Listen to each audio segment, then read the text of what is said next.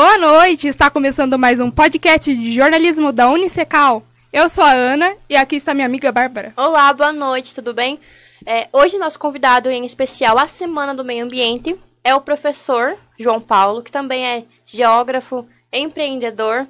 E nós vamos comentar hoje sobre vários assuntos sobre a nossa vegetação em geral. Boa noite, professor, tudo bem com o senhor? Boa noite. Inicialmente quero agradecer, fico honrado em receber o seu convite, né, e poder participar e fazer esse bate-papo aqui sobre as questões relativas ao meio ambiente da região dos Campos Gerais. Então, professor, como era Ponta Grossa nas eras passadas? Bom, então, Ponta Grossa é uma região, vamos dizer assim, do ponto de vista geológico, muito significativa. Então, hoje o que nós chamamos, claro, de Ponta Grossa, é resultado de um processo geológico de evolução. Então, nós podemos delimitar algumas datas, por exemplo, podemos dizer que a estrutura geológica, ou seja, onde está assentada a cidade, né, o substrato, o solo, as rochas que compõem hoje o que nós chamamos de Ponta Grossa e Campos Gerais, ela tem um processo de início de formação lá na Era Paleozoica. A Era Paleozoica é uma daquelas eras geológicas. E dentro dessa era, nós tivemos vários eventos geológicos que foram subdivididos em períodos. Então, a estrutura geológica, as rochas que vocês veem aí, por exemplo, nos parques, como Vila Velha, Buraco do Padre, Furnas Gêmeas, Cachoeira do São Jorge, essas rochas, elas têm uma origem lá no período devoniano. Entre os períodos siluriano, ordoviciano, devoniano e carbonífero. Mas, entretanto, principalmente no período devoniano. Então, as pessoas, quando olham para a cidade, a maioria, logicamente, não tem esse entendimento, porque, claro, não estudam especificamente a geologia.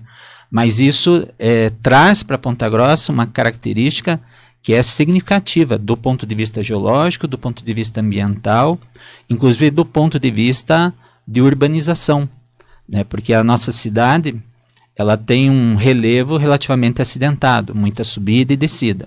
Isso tem aspectos positivos e negativos. Por exemplo, um aspecto positivo é que nós não temos grandes problemas relacionados a áreas de inundação, em função desse terreno ser acidentado, e nós temos muitas calhas de arroios dentro da área urbana, o que faz com que esse fluxo de água, né, circule rapidamente em caso de chuva intensa. Por outro lado, subida e descida, nós temos mais problemas relacionados à engenharia, à construção, né, de estruturas e infraestrutura, que dependendo da inclinação do terreno precisa de um suporte maior. Os veículos, os ônibus, por exemplo, gastam mais pneu, mais combustível, enfim. Então, em todos os aspectos, sempre a gente tem que analisar os positivos e negativos.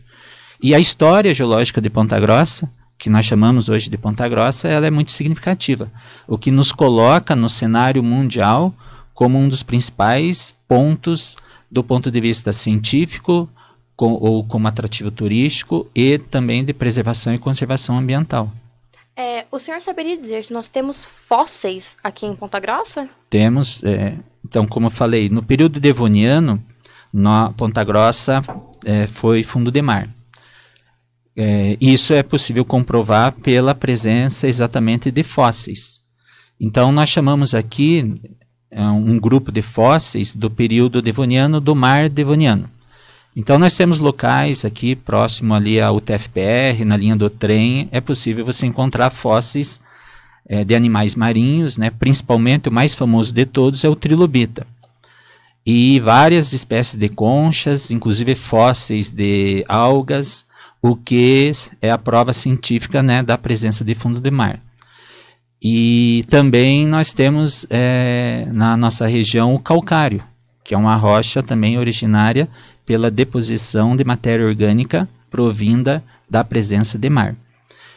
Mas o que a gente chama, né, de Ponta Grossa hoje, ele já teve vários outros ambientes. Nós já tivemos atividades vulcânicas, nós já tivemos a presença de geleiras, né, como lá em Vitimarsum, nós temos as famosas estrias glaciais, A origem dos arenitos de Vila Velha é decorrente do derretimento de geleiras. Então, a paisagem que nós vemos hoje, ela é resultado de um processo geológico muito significativo e variado ao longo de milhares de anos. Nas eras passadas, Ponta Grossa era mar? Então, como eu falei, a presença dos fósseis é uma prova de que aqui foi fundo de mar. A presença dessa rocha calcária ali na região do Primeiro Planalto, Itaiacoca, nós temos cavernas, né, também compostas por esse tipo de rocha, é a prova da presença do mar aqui em eras pretéricas, eras passadas. Nós temos uma grande área, no caso de... Não vou falar de proteção ambiental, que é a escarpa devoniana. O que o senhor poderia nos dizer sobre a escarpa? Então, a gente chama de APA da escarpa devoniana. A APA é a sigla de Área de Proteção Ambiental. A Área de Proteção Ambiental é uma unidade de conservação. Ela faz parte de um sistema que a gente chama SNUC, Sistema Nacional de Unidades de Conservação. É uma lei federal que categoriza as unidades de conservação. Então, a APA é uma área de conservação de uso sustentável. O que é o uso sustentável? Quer dizer que ele pode conviver com as atividades humanas, econômicas, tendo também como objetivo a preservação e conservação dos atributos naturais, biológicos, né, a floresta, a fauna, a importância de manter essas áreas de proteção para as nascentes que abastecem, né, o município. Então, em 1992 foi criada essa unidade de conservação. E dentro dessa unidade de conservação, a APA envolve aí 16 municípios dos Campos Gerais. Vai desde a Lapa até Sengés. E vai acompanhando toda a borda do que a gente chama de escarpa devoniana. A escarpa devoniana, ela é um degrau geológico que separa o primeiro Planalto Paranaense do segundo Planalto Paranaense. Ponta Grossa e esses municípios da APA estão na parte superior da escarpa devoniana, na borda leste da escarpa devoniana. Então, esse atributo geológico, esse degrau, né, um degrau, a gente pode perceber bem esse degrau quando vai para Curitiba e desce a Serra de São Luís do Purunã. Então, ali, quando a gente está descendo aquela serrinha para chegar em Campo Largo, é o degrau topográfico, famosa escarpa devoniana. Ou quando a gente vai aqui para a região de Itaiacoca, também ali a gente desce a serrinha de Itaiacoca, é a escarpa devoniana. Então, esse fenômeno geológico, ele ocorreu exatamente pelo tectonismo, que foi o movimento das placas tectônicas, que nesse processo de separação do continente africano do Brasil, né, provocou esse sorgimento e rebaixamento do terreno, do relevo, formando esse degrau. Né, o Paraná é escalonado em degraus. Nós temos a planície litorânea, a Serra do Mar, que é uma escarpa também, pode ser classificada. Aí a escarpa devoniana e daí a escarpa da Serra Geral, que limita o segundo do terceiro planalto. E essas características, elas nos trazem fenômenos, ambientes que são particulares da nossa região. E a área de proteção ambiental, ela foi criada, aí foi criado um grupo gestor, mas que, ao que me parece, na atualidade, esse grupo gestor não está em ação. Esse grupo gestor é o que vai fazer o plano de manejo da área, né? Então, delimitar que tipo de atividade pode ser realizada em determinado ponto da APA, que não venha prejudicar, por exemplo, a fauna, os remanescentes florestais. Né? Essa APA, ela permitiu a caracterização de uma vegetação chamada de campos, que é o que dá o nome da nossa região, Campos Gerais. E esses campos, se a gente pensar, a origem de Ponta Grossa, como cidade, está relacionada a esse tipo de vegetação, porque facilitava, por exemplo, a passagem dos tropeiros. Então, a origem de Ponta Grossa está vinculada a uma atividade econômica, que foi o tropeirismo, mas em função das condições de vegetação e relevo, permitiu a passagem dessa atividade econômica que começou a fundar vários municípios, né? Entretanto, aqui, por essa característica natural nossa, a região sempre foi uma área de passagens. Por isso que nós conseguimos facilmente encontrar aqui pinturas rupestres, né, materiais arqueológicos de povos que antecederam aqui. A nossa região foi intensamente ocupada e vivenciada por várias culturas. Então, a internet ou a rede, na verdade, não é uma coisa tão nova assim na nossa região. Aqui sempre foi uma área de passagens, e que culminou com o tropeirismo, depois veio a ferrovia, né? Nós somos o maior entroncamento rodoferroviário do sul do Brasil por essa qualidade geográfica. Então, Ponta Grossa possui atributos geográficos, mas esses atributos eles foram construídos geologicamente ao longo de milhares de anos. E que culmina hoje no que nós chamamos de Ponta Grossa, na APA da Escarpa Devoniana, nos Campos Gerais, que tem outros atributos que podem, por exemplo, gerar emprego e renda a partir de um turismo voltado para um turismo mais científico, um turismo ecológico, turismo rural, né? Então, é significativa a característica geológica da nossa região. O senhor acredita que é possível conciliar o agronegócio nessa área das escarpas devonianas sem danificar essa área? Sim, hoje a ciência, o conhecimento científico está aí para exatamente promover essa relação. O agronegócio é uma atividade econômica consolidada na nossa região. E ele tem que ser um parceiro, principalmente no que se refere à preservação e conservação dos remanescentes. Nós temos hoje, na verdade, em torno, pouco menos de 10%, por exemplo, de campos nativos. E esses campos só existem na nossa região. A área da APA, da Escarpa Devoniana, os Campos Gerais, eles são classificados como hotspots. Hotspots são pontos quentes, né, a tradução literal. Só que na área ambiental, esses hotspots são áreas que possuem importante e significativo valor biológico, ecossistêmico. Nós temos aqui plantas e animais endêmicos, quer dizer que só existem nessa região. E essa titulação, vamos dizer assim, de hotspot, ela é internacional, não partiu daqui.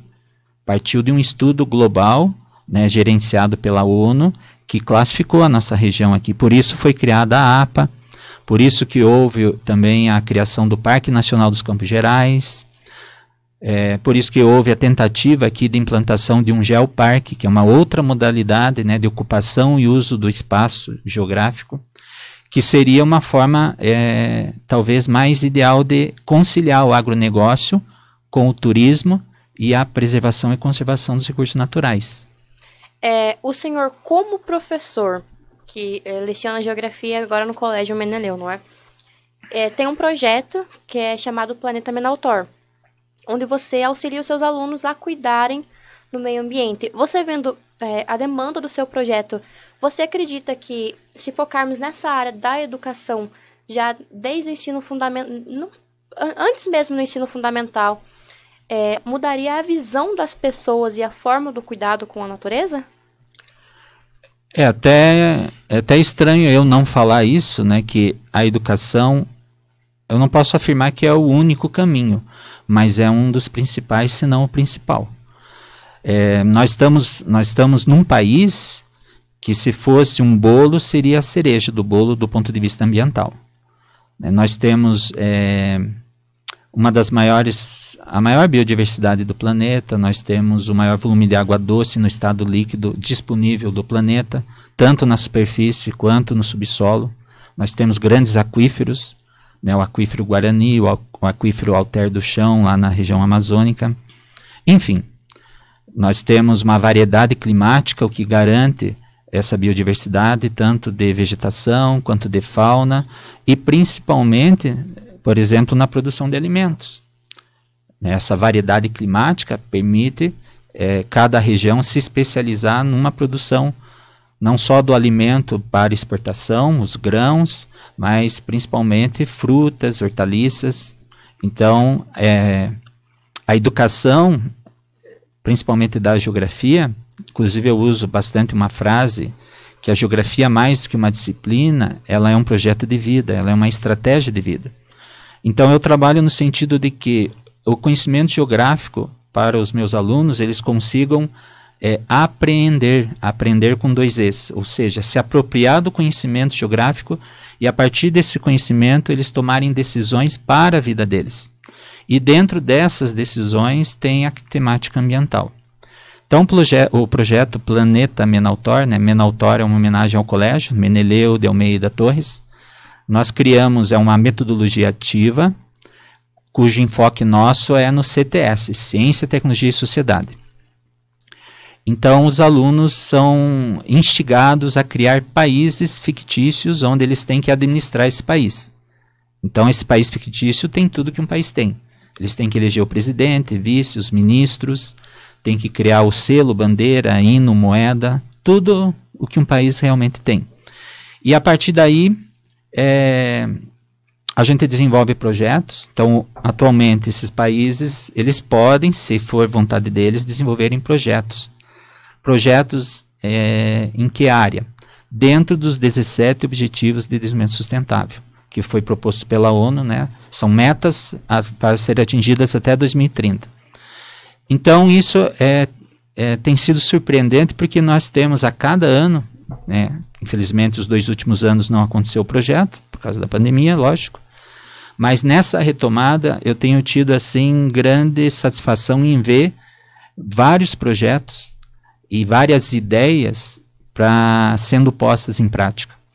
Então a escola ela tem que expandir, e é um grupo, né, humano ali que está fervendo de ideias e que às vezes não tem espaço para poder implantar as suas ideias, os seus desejos, as suas vontades.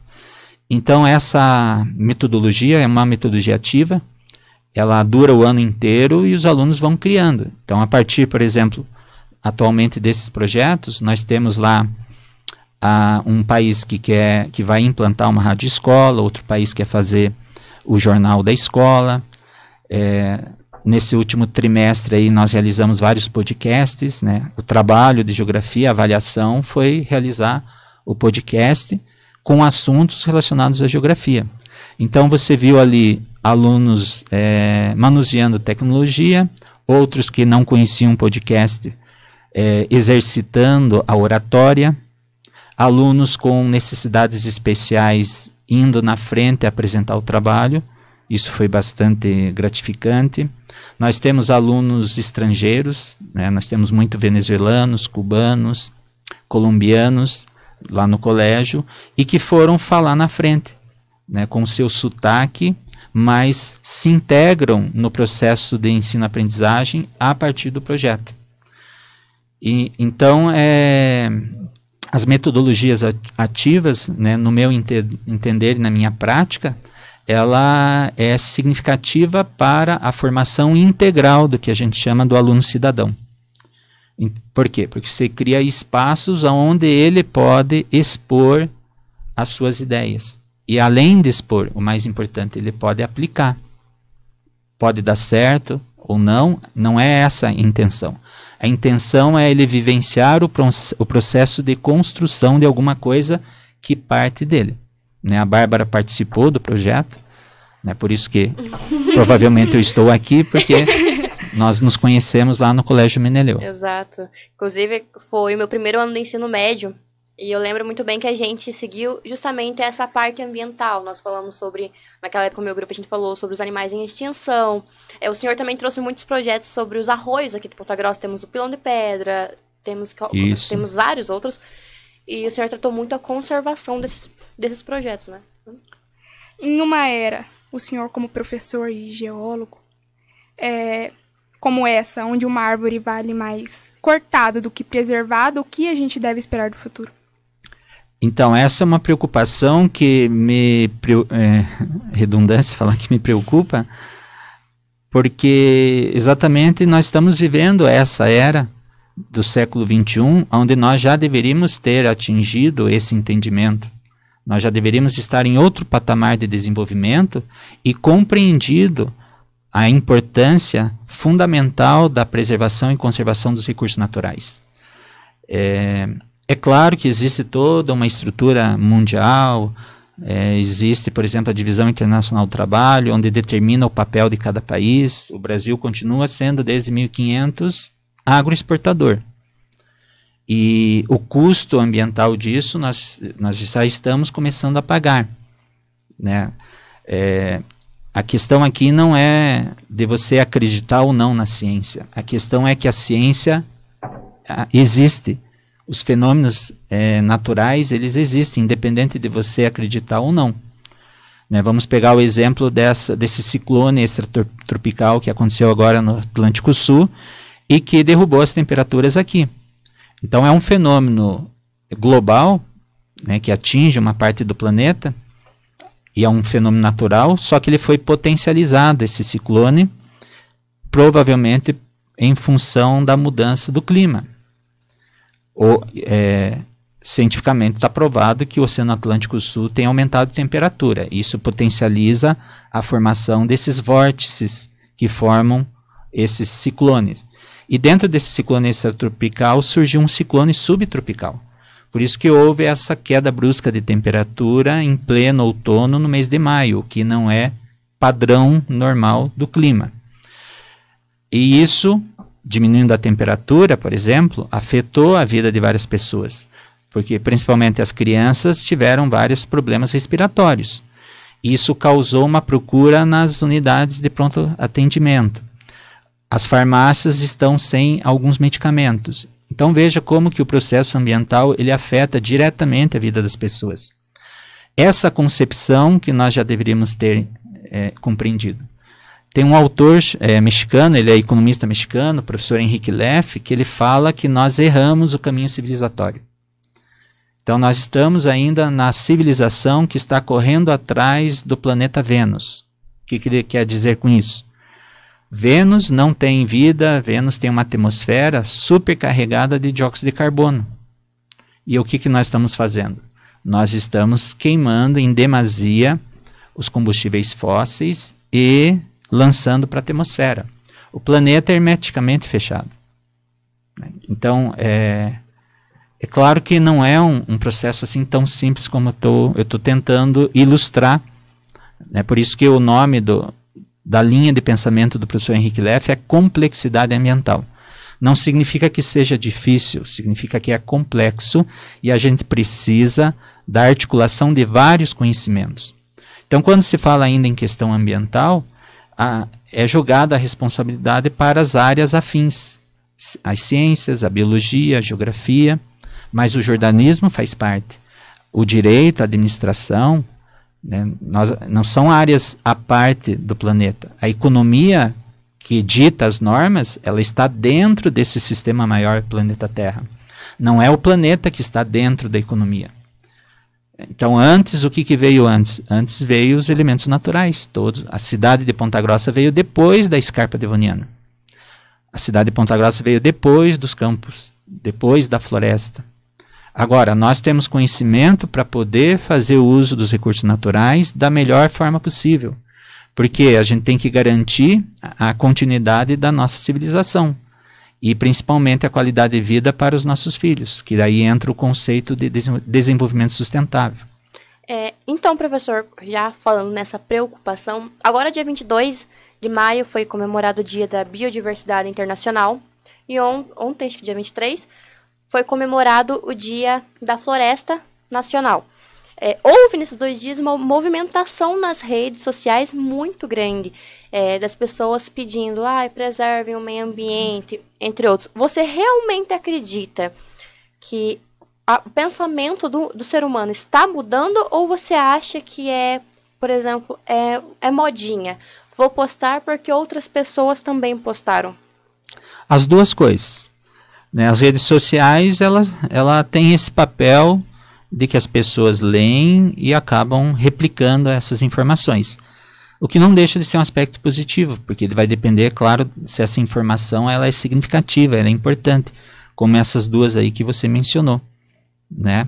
Mas, na verdade, a gente usa um outro conceito, em vez de comemorar, na verdade, quando a gente fala na questão ambiental, a gente tem que descomemorar por enquanto e fazer uma reflexão profunda. Então pode ser até que o pensamento esteja mudando, mas ele não está se concretizando em ações, e são ações simples, né? Até chega a ser assim redundante falar que a ação individual, desde a separação dos resíduos, desde economizar a luz na sua residência, a água, tomar decisões que causem impacto local e que abranja também o global. Né? Nós lá no Planeta Minautória a gente tem o lema, pensar e agir localmente para pensar e agir globalmente. Então a gente tem que trabalhar nessa relação. O que a minha ação diária impacta de positivo e de negativo, por exemplo, na questão ambiental. Nós temos hoje uma crise econômica, um aumento, né, do preço, por exemplo, da luz, é uma questão ambiental. Nós passamos por uma crise hídrica, né? Curitiba, por exemplo, ali teve o racionamento de água e isso vai ser cada vez mais frequente. Então essas ações, elas tinham que ser políticas pessoais. Quando a gente fala política aqui, não é partidária. Política é uma ação de tomada de decisão em prol da coletividade. Então, essas decisões elas têm que partir, por exemplo, da escola, que é o único ambiente que nós falamos a partir da ciência. E então as escolas têm um papel significativo nesse período pós-pandemia. A gente tem que retomar um outro processo civilizatório, e esse processo civilizatório passa por uma outra reformulação do pensamento, e a temática ambiental ela tem que ser não obrigatória, ela é emergente, ela é necessária, ela não pode ser obrigatória. Tudo que é obrigatório não é espontâneo, ela tem que ser necessária, e as pessoas têm que perceber essa necessidade a partir da ciência. E aí nós vivemos, né, também esse problema com os negacionistas no mundo inteiro, espalhando aí fake news que confunde as pessoas, principalmente no que tange ao conhecimento científico. Tem mais alguma pergunta para encerrar, Ana? Não. Assim, eu só queria que ele deixasse uma mensagem para as pessoas, assim, para fazer repensar sobre esse quesito do meio ambiente e como a gente deve cuidar do nosso planeta. Pois então, agora, né, nós estamos aí no mês de junho, com o dia 5 de junho, é o Dia Mundial do Meio Ambiente. É um dia para descomemorar. Porque as pessoas que têm que tomar as decisões que vão impactar principalmente no futuro, elas só falam. Elas se reúnem nas suas cúpulas, como teve agora em novembro do ano passado, né, a cúpula do clima em Glasgow, lá na Escócia. Os países assumiram compromissos, mas eles não transformam esses compromissos em ações. Então, o mais importante hoje do que falar sobre a questão ambiental é a gente praticar na medida do possível. E as escolas, eu volto a frisar, são os pontos de referência. A escola tem que assumir esse compromisso com a temática ambiental. A temática ambiental não pode ficar segmentada a geografia, biologia, ciências. O conhecimento, naturalmente, ele é interdisciplinar. Então, nesse momento que nós estamos aqui, está acontecendo história, química, física, biologia. Está tudo acontecendo simultaneamente. Então, nós temos que ter essa compreensão. E essa compreensão a gente consegue a partir do desenvolvimento de projetos, que os alunos participem e ele comece a entender como se dá a construção do conhecimento. Então, a minha mensagem é que nós devemos pensar e agir localmente para pensar e agir globalmente. Primeiramente, professor, muito obrigada por ter topado conversar com a gente, ter dado alguns minutinhos seus para explicar assuntos que para a gente hoje em dia é realmente muito importante. Mais alguma coisa, amiga? Não. Então, terminamos por aqui mais um podcast da faculdade. Amanhã temos mais um podcast. A partir de 6h30, curtem, comentem, compartilhem. Muito obrigada. Boa noite a todos.